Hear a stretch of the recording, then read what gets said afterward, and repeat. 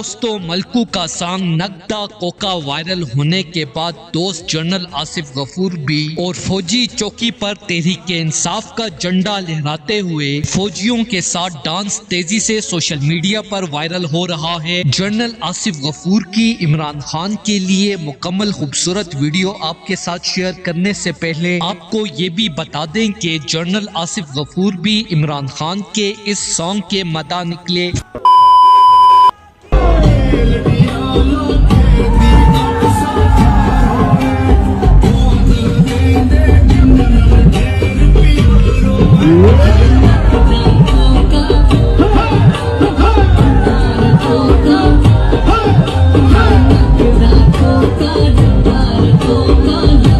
मुहावरा है कि बेवकूफ़ दोस्त से अक्लमंद दुश्मन बेहतर होता है।